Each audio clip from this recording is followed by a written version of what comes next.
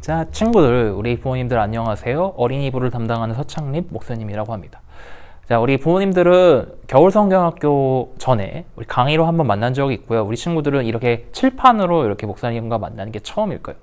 오늘 함께 준비한 게 뭐냐면은 우리가 곧 있으면 고난주간이에요. 우리 종려주일이 이제 이번 주일이 종려주일이잖아요. 그래서 종려주일 이후에 우리는 고난주간을 맞이하게 된단 말이에요. 그래서 고난주간을 맞이해서 예수님의 십자가의 길을 함께 따라가 보자 라는 내용으로 함께 강의를 나눠보려고요. 따라가 보자는 거죠.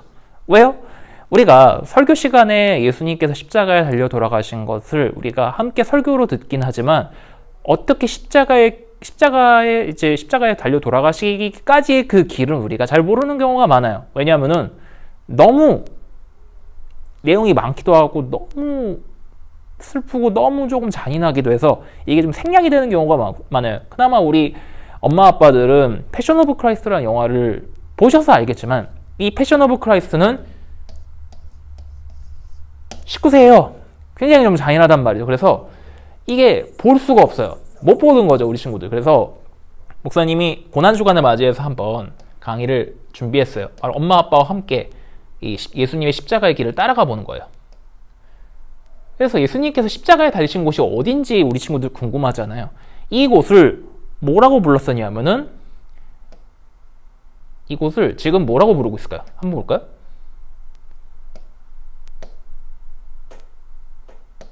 자, 이곳을 한번 뭐라고 부르는지 한번 봅시다. 자, 여기 사진이 나와 있어요. 사진에 보면은 뭐라고 써 있냐면은 이게 라틴어인데요. 비아 돌로로사라고 나와 있어요. 비아 돌로로사라고 나와 있는데 우리 엄마 아빠들, 할머니 할아버지들은 이 말을 많이 들어봤을 거예요. 비아 돌로로사. 이게 어디서 나온 거냐면은 우리 성가대에서 부르는 찬양 중에서 십자가의 길이라는 찬양이 있어요. 그 십자가의 길이 어떤 찬양인지 한번 들어볼까요? Down the Via Dolorosa, all the way of suffering, like a lamb came the Messiah, Christ the King. But he chose to walk that road out of his love for you and me. Down the Via Dolorosa, all the way to Calvary.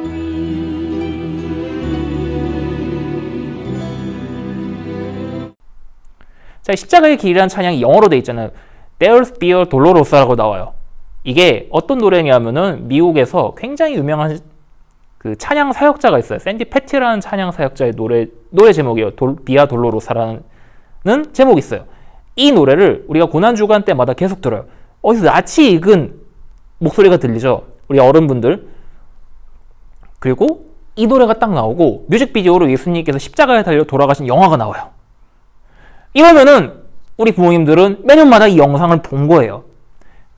그러다 보니까 이 말이 되게 익숙해요. 비아 돌로로사라는 말. 비아 돌로로사를 우리는 뭘로 알고 있냐면 십자가의 길이라고 이렇게 뭉뚱그려서 알고 있잖아요. 근데 원래 이게 라틴어 단어예요. 이게 무슨 뜻이냐면 이게 비아가 길이라는 뜻이에요. 돌로로사가 이제 무슨 뜻을 얘기하냐면 돌로로사는 고난, 고통 이걸 뜻해요. 즉 이거를 쭉 합쳐서 보면 고통의 길, 고난의 길, 힘든 길 이런 뜻이에요. 즉 십자가에서 십자가를 이렇게 지고 십자가에서 못 박혀 죽는 그 과정을 설명해 주는 거예요. 예수님께서 십자가에 달려 돌아가시기까지의 그 과정이 너무나 고통스럽고 너무나 힘든 길이잖아요. 그래서 이거를 비아 돌로로사라고 얘기하는 거예요. 원래는 고통의 길이라는 뜻이에요. 근데 우리가 예수님께서 십자가에 달려 돌아가신 거를 우리가 알고 있기 때문에 이걸 십자가의 길이라고 우리가 뭉뚱그려서 알고 있는 거죠. 그러니까 십자가에 이르기까지의 길을 뜻하는 거예요. 그러니까 우리는 이것을 십자가의 길이라고 기억을 하고 있는 거죠. 우리 친구들에게 잘 설명해 줬으면 좋겠어요. 엄마 아빠 비아 돌로로사가 뭐예요? 라고 물어보면 아 고통의 길이란 뜻이란다 라고 이렇게 얘기해 주시면 되겠죠. 비아 돌로로사가 어떻게 생겼냐면은 보면은 보통 우리 이거를 연구하신 우리 박사님들 학자들을 이렇게 얘기해 보면은 비아 돌로로사의 시작은 여기로 나와요. 여기가 예수님께서 재판받은 곳이라고 이렇게 나오거든요. 자, 보이시죠? 여기 예수님께서 재판받으신 곳이에요. 그래서 여기서 쭉 가요. 쭉 가다 보니까 이런 길이 나와요. 이 전체를 비아 돌로로사라고 해요. 그리고 여기가 예수님께서 십자가에 달려 돌아가신 골고다 언덕이에요. 그래서 여기에는 교회가 있죠. 이 주변에 예수님이 묻히신 곳이라고 알려져 있는 거룩한 무덤 교회라는 곳이 있어요. 이 주변에 교회가 있는 거죠. 이곳 전체가 바로 비아 돌로로사라는 길이라고 보시면 돼요. 이 먼 길을 예수님께서 걸어가신 거예요. 그것도 무거운 십자가를 들고. 이 비아 돌로로사가 사진으로 이렇게 생겼어요. 지금은 이렇게 유적이 이스라엘에서는 이제 관광 유적이기 때문에 이렇게 잘 정비가 되어 있는 모습인데 아마 옛날에 이거보다 조금 더 비슷한 모습이었을 거예요. 이렇게 우리 이스라엘로 성지순례 여행을 가신 할머니 할아버지들은 아 이거 되게 익숙하다라고 보실 수도 있어요. 그리고 이 주변에 교회가 있죠. 이 주변에 교회가 있어요. 자, 이렇게 예수님께서 고난을 받게 되는 길, 그 길을 십자가의 길 또는 비아 돌로로사라고 했잖아요. 그러면은 맨 시작은 어디였을까요? 맨 처음 시작은 바로 빌라도의 재판을 받았을 때부터 시작하는 거예요. 예수님께서는 빌라도의 재판을 받으시게 됐어요. 왜? 우리 친구들 이제 목사님이 설교 시간에 얘기했던 대로 무슨 얘기를 했었죠? 예수님께서 잡혀가셨잖아요. 제자의 매춘으로 잡혀나가서 누구의 고발을 당하냐면은 대제사장의 고발을 받아요. 이 사람의 이름은 가야바예요. 가야바라는 바야바가 아니고요. 바야바는 아재를 인증하는 추억 속의 이름이고요. 가야바예요.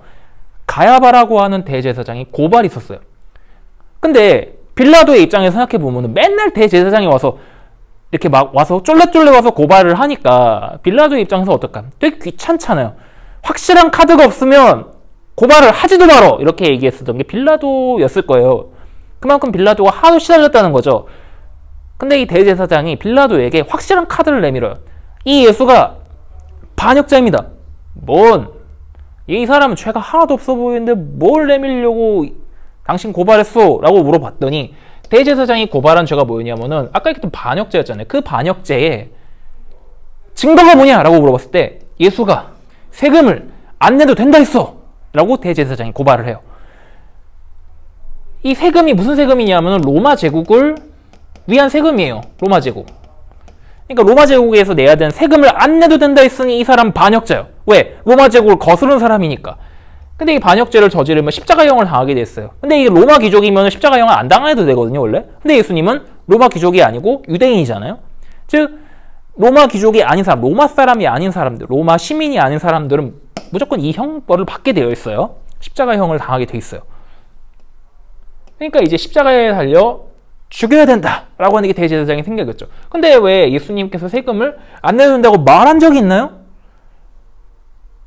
근데 예수님이 이런 말씀을 하신 적이 있었어요. 예수님이 이렇게 로마 동전을 딱 내밀면서 가이사의 것은 가이사에게, 하나님의 것은 하나님에게 드려라라고 하는 그 말씀 우리 친구들, 우리 부모님들 기억하고 있죠? 황제의 것은 황제에게, 하나님의 것은 하나님에게 이렇게 하라는 그 말씀을 대제사장이 어떻게 얘기했냐면 황제에게 세금을 안 내도 된다고 그랬어요 라고 이렇게 일러 바친 거랑 똑같은 거예요.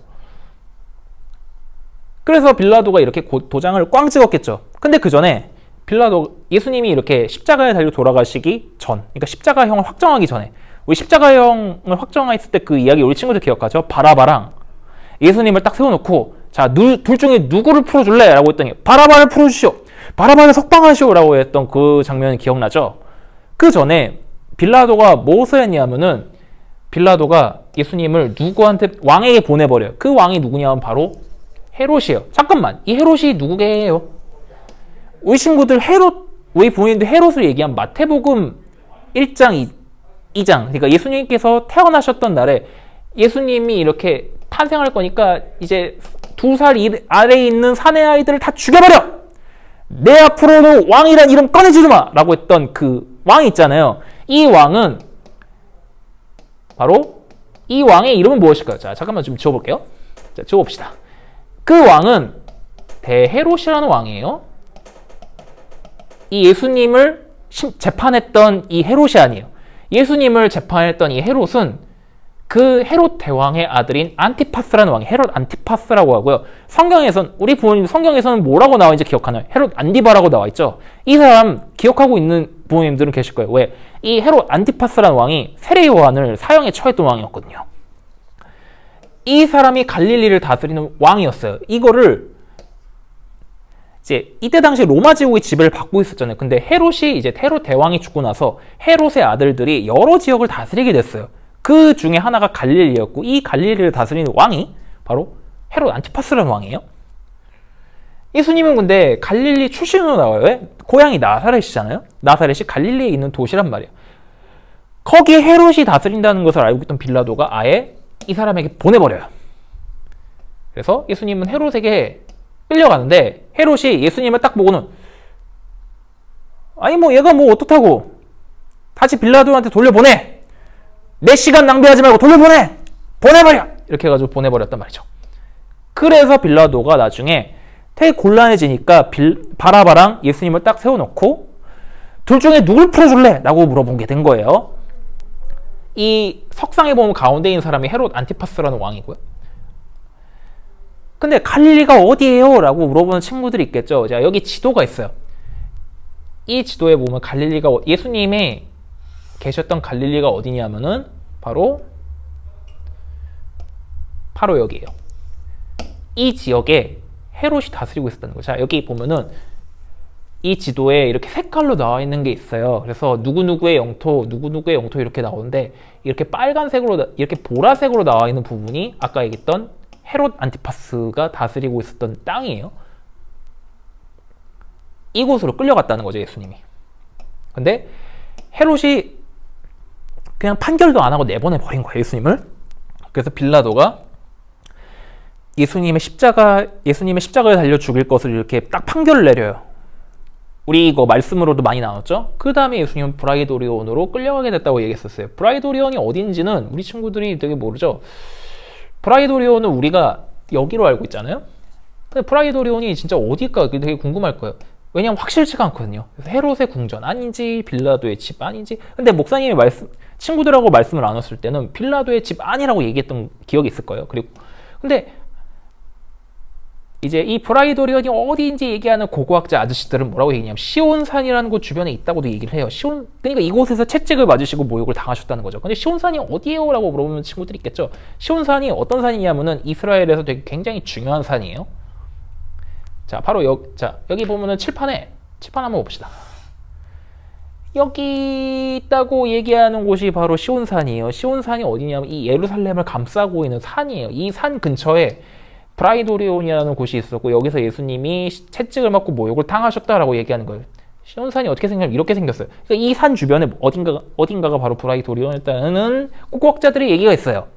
그렇게 채찍을 맞으시고 모욕을 당하신 예수님이 마침내 골고다 언덕으로 가시게 됐어요. 왜 이 골고다 언덕이 십자가형을 치를 곳이기 때문에 그런 거죠. 그 골고다 언덕이 어디일까요?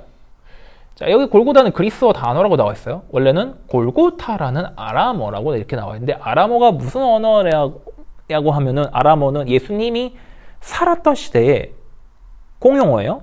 영어 같은 거죠. 히브리어하고 약간 비슷한 그런 언어를 아람어라고 불러요. 이 골고타라는 단어가 그리스에서는 골고다라고 부르고 로마에서는 갈보리라고 불렀어요. 왜 이런 단어가 불렀냐면 이 언덕 자체가 이렇게 생겼어요. 언덕이 어떻게 생겼냐면은 자 볼게요. 언덕이 이렇게 생겼어요. 이렇게 둥글게 생겼어요.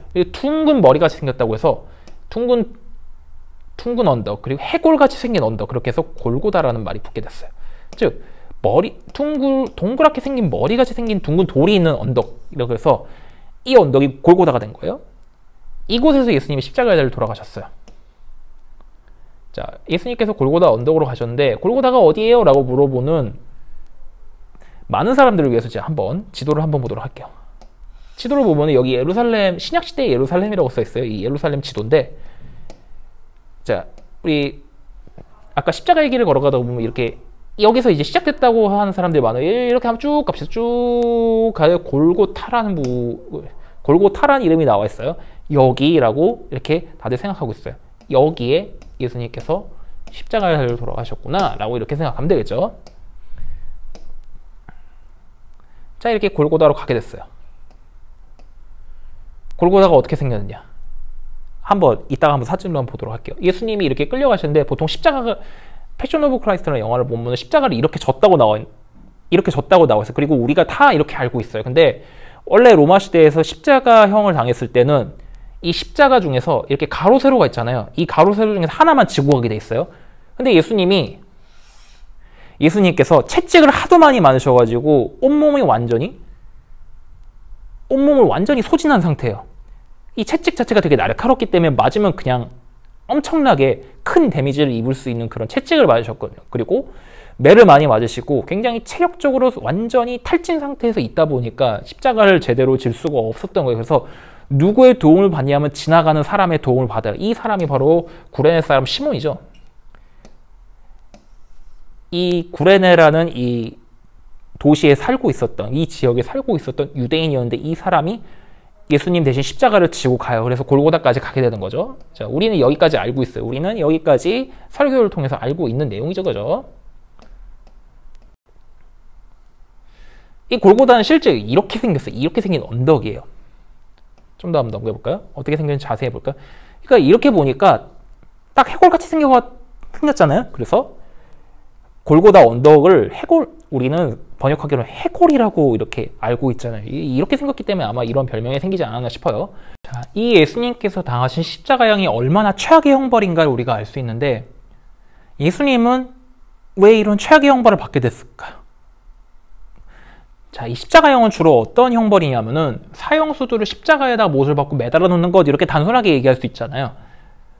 근데 어떻게 하냐면은 자, 우리 친구들하고 부모님들 보면은 십자가를 이렇게 손바닥에다가 이렇게 못을 박는 걸로 알고 있는데 이렇게 하면은 오래 견딜 수가 없어요. 그래서 어떻게 하냐면 손목이나 발목에다가 못을 이렇게 쾅 박아요. 그리고 하루 종일 매다는 거예요. 하루 종일 매달아서 죽을 때까지 이렇게 고통받게 하는 거죠. 이렇게 굉장히 고통스럽고 이거 굉장히 치욕스러운 형벌이거든요. 최악의 형벌을 주로 누가 받을까? 얼마나 최악의 죄인이길래 대체 이런 형벌을 받는 걸까요? 죄송해요. 저 얼마나 최악의 죄인이길래 이런 형벌을 받는 건가요? 대체 누가 받아요? 라고 물어보면은 로마 시민은 일단 아니에요. 로마 시민 있잖아요. 보통은 로마 시민이 있고 딴 사람들인데 로마 시민은 이 형벌을 받지 못하게 돼 있어요. 이 형벌을 피하게 되지 그거보다 훨씬 더 덜 고통스럽고 덜 치욕스러운 형벌을 받게 돼 있어요. 이 로마 시민이 아닌 외국 사람, 외국인, 그리고 또는 노예 아니면 둘 다에 해당하는 사람 중에서 로마의 반란을 일으킨 사람만 이 형벌을 받게 돼 있어요. 즉 최악의 죄인들 있잖아요. 예를 들어서 반란을 일으켰다거나 아니면은 이제 로마의 중요한 장군들, 귀족들 아니면은 황제의 측근 같은 사람들을 암살하려다가 실패했거나 아니면 암살에 성공해서 붙잡힌 사람 1급 테러리스트라고 불려지는 이런 사람들만 십자가형을 받게 돼 있어요. 대표적으로 예수님 말고 누가 있었냐면 우리 할머니, 할아버지들이 본 영화 중에서 이 사람을 기억할 거예요. 굉장히 오래된 영화죠. 60년대 영화인데요. 60, 70년대 영화인데 이 배우 아저씨가 칼을 들고 이렇게 서 있잖아요. 이 배우가 맡은 역할이 뭐냐? 바로 그 유명한 스파르타쿠스예요. 라고 얘기하면 우리 부모님들은 아, 드라마요? 그 19금 말고요. 이거 19금이에요. 스파르타커스라고 얘기하고요. 죄송해요. 스파르타쿠스예요. 스파르타쿠스. 이 사람이 원래는 불가리아라고 알고 있는 트라키아 출신의 노예였어요. 검투사 노예였는데 이 스파르타쿠스가 다른 동료 검투사들을 다 모아놓고 반란을 일으키게 된 거예요. 그리고 잡혀서 십자가형을 당해서 죽음을 당했다고 우리는 알고 있어요. 이 사람이 대표적인 사람이에요. 그 다음에 예수님이 십자가형을 당한 대표적인 사람으로 나오죠. 아마 이런 사람들이 계속해서 십자가에 달려서 죽임을 당했을 거예요. 그리고 이것을 예수님이 지켜봤겠죠. 왜냐하면은 유대인들 중에서 이제 이스라엘의 독립을 위해서 테러를 일으키거나 아니면은 암살을 하다가 붙잡혀서 죽임을 당한 사람들이 꽤 많았었거든요. 이런 사람들을 보고 로마에서는 뭐라고 얘기했었냐면은 로마에서는 시카리오이라는 말을 했었어요. 우리 설교 시간에 얘기한 적 있었죠. 시카리오이라고요. 또는 시카리오이. 이게 무슨 뜻이냐면은 강도떼, 강도들이라는 것을 의미해요. 강도라고 하니까 우리 기억나죠? 십자가에 달린 두 강도. 강도 바라바. 이 바라바가 왜 십자가형을 당했겠어요?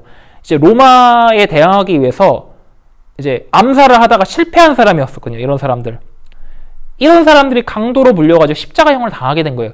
이 사람들 대신에 예수님이 십자가에 달려 돌아가시게 된 거죠. 그렇게 하면 좀 쉽겠죠? 아까 최악의 형벌이라고 그랬는데 예수님은 대체 얼마나 십자가형을 당했을까요? 우리 말씀에 보면은 예수님이 얼마 동안 십자가에 매달렸어요? 라고 물어보면은 대체적으로 성경에서 이렇게 제 30부터 90까지 라고 나와 있는데 이거를 우리식으로 보면은 오전 9시부터 죄송해요. 글씨가 안 좋네요. 숫자가 오전 9시부터 오후 3시까지 6시간 동안 십자가에 매달려 돌아가신 거예요. 그 사람들의 조롱과 사람들의 그런 욕짓거리를 다 들어가면서 십자가에서 고통을 받고 계셨는데 우리 말씀에 뭐라면 중간에 로마 군인이 예수님께 포도주를 줬다고 이렇게 말씀에 나와 있어요. 이거를 뭐라고 하냐? 신포도주. 뭐 그 약을 탄 포도주 이렇게 얘기하는데 아마 그림을 보면 아마 쉽게 이해할 수 있을 거예요. 그림 보면 알겠죠. 그림에는 뭐라고 나와 있냐면 이렇게 로마 군인이 이렇게 막대기에다가 뭔가 이제 행주 같은 걸 매달아 놨어요. 이거를 성경에서 해면이라고 하거든요. 해면에 적신 포도주 라고 하면 우리 부모님들 이렇게 알겠죠. 해면에 적신 포도주라고 나와 있는데 이게 정확하게 얘기하면 약을 탄 포도주예요.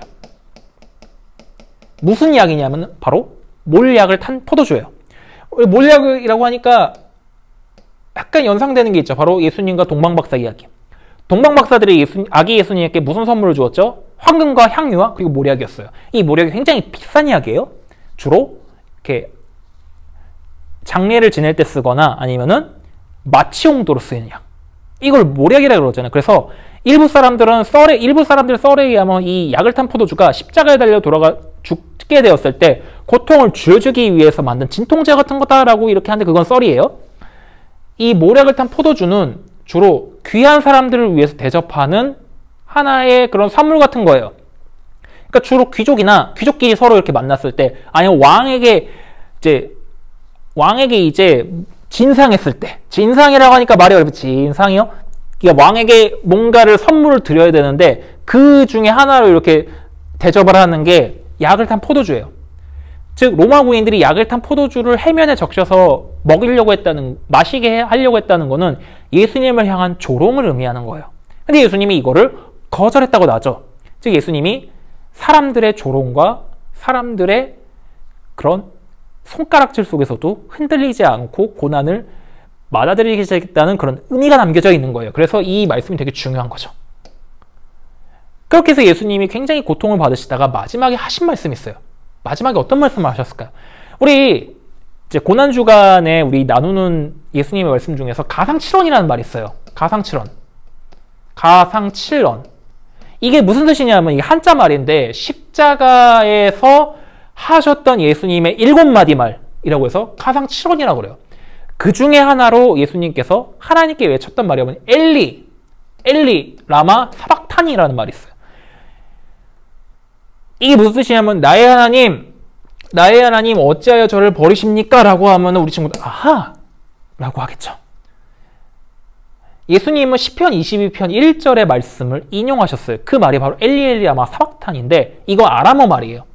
아람어가 아까 뭐라고요? 아람어가 당시에는 공용어였는데 히브리어랑 약간 비슷한 문체와 비슷한 발음과 비슷한 이제 글자를 가지고 있는 언어예요.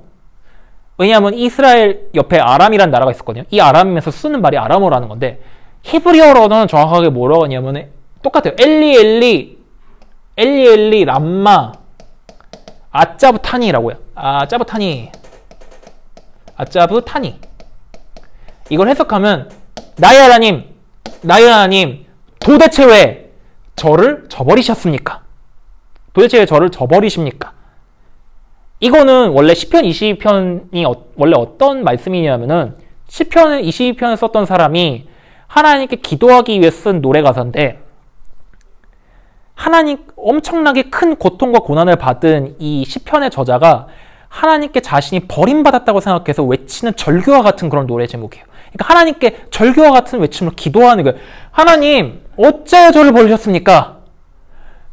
저를 정말로 저버리셨습니까? 도대체 왜요? 라고 이렇게 외치는 말이었는데 이 말을 예수님께서 인용을 하셨어요. 왜요? 예수님은 정말 극한의 고통을 받고 계셨거든요. 이 고통 속에서 예수님이 마지막과 같은 기도를 하나님께 하신 거예요. 왜? 예수님은 사람의 몸으로 이 땅에 오셨으니까 얼마나 고통스러우셨겠어요. 그 고통 속에서 예수님이 이 말씀을 인용하신 거예요. 그리고 이 말씀을 하신 후에 하나님께 기도하고 숨을 거두셨죠. 대표적으로 뭐가 있죠? 다 이루었다. 이거 요한복음에 나오는 말이죠. 또 하나님 아버지여 내 영혼은 아버지께 부탁하나이다. 이 말도 있고요. 그렇죠? 이건 누가복음에 나오는 말이고 마태복음하고 마가복음은 크게 외치시다가 돌아가신 걸로 나오죠. 이렇게 되게 가상치론이 되게 나뉘는데 우리는 둘 다 알고 있는 걸로 알고 있어요. 둘 다 하신 걸로 알고 있어요. 어쨌든 예수님이 이 말씀을 하신 후에 아까 했던 대로 하나님께 기도하고 돌아가셨어요. 그리고 마침내 예수님께서 무덤에 갇히셨다가 3일 만에 부활하셔서 죄를 이기시고 우리를 구원하셨던 것까지 우리는 알고 있어요. 여기서 잠깐 한 번 더 팁을 얘기하자면 예수님이 돌아가셨을 때 십자가에 뭐라고 적혀있었냐면은 이 말이 적혀있어요. 아우 죄송해요. 십자가의 명패에 뭐라고 써있냐면은 이 말이 적혀있어요. 인리. 우리는 유대인의 왕이라고 알고 있는 이 명패. 이게 무슨 뜻이에요? 라고 얘기하면은 이게 라틴어 약자예요. 인리가 뭐냐면 이에수스 나자레누스 렉스 이오데룸 이라는 말이에요. 말이 어렵죠? 한글로 해석하면 이거 인이 뭐냐면 예수, 인이 뭐냐면은 아이가 뭐냐면 예수. 이 로마에서는 예수를 예수스라고 했었어요. 아이로 시작하는 말이에요. 그리고 n이 나사렛 사람, 나사렛 사람. r이 렉스라는 말인데 우리 어린이 친구들 공룡 좋아하잖아요. 티라노사우루스 렉스라고 하면은 알 거예요. 티라노사우루스 중에서 가장 큰 덩치를 가지고 있는 애들 있잖아요. 얘네를 티라노사우루스 중에서 왕 중의 왕이라고 불러서 티라노사우루스 렉스라고 이렇게 붙이잖아요. 이 렉스가 라틴어로는 왕을 뜻해요. 왕. 많이 들어봤죠? 그리고 마지막 I가 뭐냐면은 유대인. 유대인들. 유대라는 나라. 그러니까 즉 이거를 쭉 풀어서 해석하면 유대인의 왕 나사렛 사람 예수라는 뜻이야. 이거를 줄여서 인리라 그래요. 이거를 주로 어디서 많이 보냐면은 카톨릭 교회에서 많이 봐요. 성당에서 많이 보는 문구예요. 왜? 성당에서는 라틴어를 쓰기 때문에. 근데 우리는 라틴어 안 쓰잖아요. 그래서 우리는 뭐라고 읽으냐면 유대인의 왕. 자칭 유대인의 왕이라고 대제사장이 따지지 않아요. 이렇게 왜 유대인의 왕이야? 자칭이지 라고 얘기한 이유가 자기는 인정하고 싶지가 않은 거지.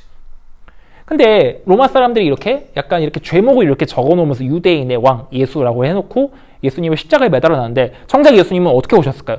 이 세상의 죄를 구원하러 오신 우리의 친정한 왕으로 오셨잖아요. 우리는 그걸 기억하면 되는 거예요. 우리를 구원하러 오신 새로운 구원자, 진정한 왕. 그래서 우리는 예수님을 그리스도라고 하잖아요. 이 예수님이 어떻게 돌아가셨는지 그리고 예수님이 어떻게 십자가의 길을 걸어갔는지 우리가 함께 강의를 통해서 나눴어요. 그러면서 우리가 고난주간을 맞이하고 우리는 부활주일을 기쁘게 준비할 수 있는 거예요. 우리가 이 강의를 통해서 예수님의 십자가의 길을 함께 나누고 예수님께서 얼마나 우리를 사랑하셨길래 이 십자가의 고통을 당했을까를 함께 나눴으면 좋겠어요. 그래서 이 부활주일을 준비하고 고난주간에 나타나는 의미들을 마음속 깊이 새길 수 있는 우리 친구들, 우리 부모님들, 우리 할머니, 할아버지 됐으면 좋겠어요. 자, 오늘 강의는 여기까지요. 자, 모두 다음 시간에 뵙도록 하겠습니다. 여러분, 안녕히 계세요.